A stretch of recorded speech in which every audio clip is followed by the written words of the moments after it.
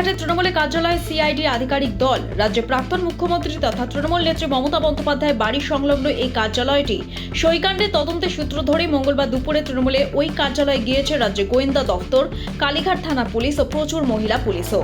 অভিষেকের দপ্তরেও চলে গোয়েন্দা পুলিশের অভিযান। শুভেন্দু অধিকারী প্রশাসনিক সভায় হাজির হলেন লোকসভা তৃণমূলের দুই সাংসদ দেব এবং জুন মালিয়া। মুখ্যমন্ত্রী প্রশাসনিক বৈঠকে উপস্থিত রয়েছেন বিধায়ক শিউলি সাহাও। সভা থেকে বেরিয়ে মুখ্যমন্ত্রী বলেন, উন্নয়নের স্বার্থে সরকার বিরোধী বন্ডিংটাই দরকার। আমরা এটাকে কোঅর্ডিনেশন করার জন্যই করছি। এখন ন্যাচারালি আজকে এখানে 35 জন এমএলএকে আমরা ডেকেছিলাম। সেই এমএলএরা 35 জনই উপস্থিত ছিলেন, ইনক্লুডিং মিনিস্টার্স। 35 জনই এসেছিলেন। তাদের মধ্যে 33 জন আমি যে পার্টি থেকে চিফ মিনিস্টার সেই পার্টির ছিল, অপোজিশনেরও 2 জন তারা ছিল। কারণ আমরা প্রথম থেকেই এমএলএ মিন্স এমএলএ, এমপিদেরও ডেকেছি। এখানে 4-5 জন এমএলএর মধ্যে আনডিভাইডেড মিদনাপুরে 4 জন এমপি ছিলেন এবং একটা অপোজিশনের এমপি তো বলেই ফেললেন, আপনারা আমাদের স্বাধীনতা দিয়েছেন কথা বলার আপনি। তাই আমি মন খুলে আজকে ডেভেলপমেন্ট ওরিয়েন্টেডই বলেছেন, খুব ভালো ভালো প্রপোজাল দিয়েছেন। ন্যাচারালি আমরা এই বন্ডিংটা তৈরি করতে চাইছি। নির্বাচনের সময় রাজনীতি হবে, সারা বছর কাজ করতে হবে। দীঘার জগন্নাথ মন্দির আর ধাম নয়, মঙ্গলবার এমনটাই ঘোষণা করলেন মুখ্যমন্ত্রী শুভেন্দু অধিকারী। তিনি জানান, ওড়িশার মুখ্যমন্ত্রী মোহন চরণ মাঝির চিঠি নিয়ে আসেন বিজেপি সাংসদ সম্বিত পাত্র। তারপরেই মন্ত্রিসভার সঙ্গে আলোচনা করে এই সিদ্ধান্ত নেওয়া হয়েছে। আপনারা জানেন যে মাননীয় উড়িষ্যার মুখ্যমন্ত্রী মোহন চরণ মাঝিজি তার প্রতিনিধি হিসাবে পুরীর মান্যবর সাংসদ সম্বিত পাত্রজিকে আজকে আমাদের সচিবালয়ে পাঠিয়েছিলেন।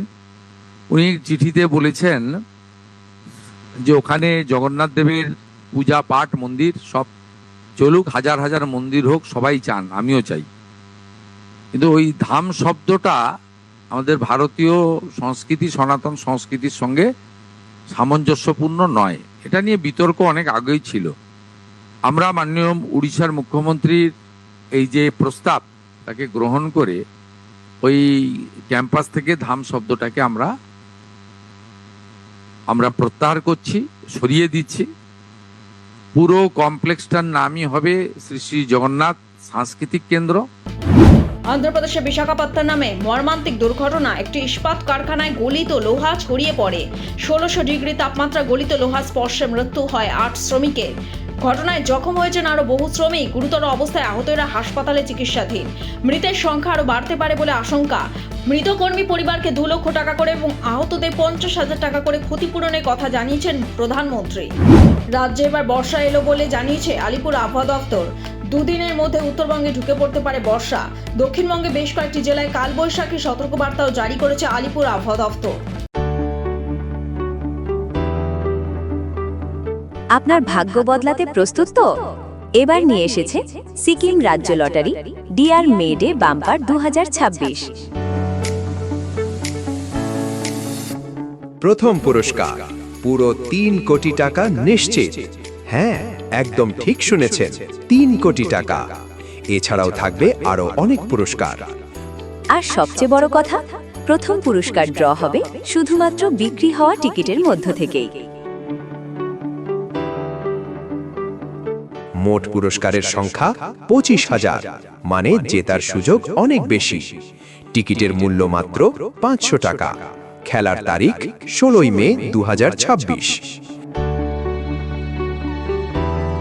বিনা সিরিজে খেলা, সহজ, স্বচ্ছ এবং নির্ভরযোগ্য। আর লাইভ ড্র দেখতে ভুলবেন না লটারি সংবাদ ইউটিউব চ্যানেলে। তাহলে আর দেরি কেন? আজই কিনে ফেলুন আপনার টিকিট। হয়তো পরের কোটিপতি আপনি।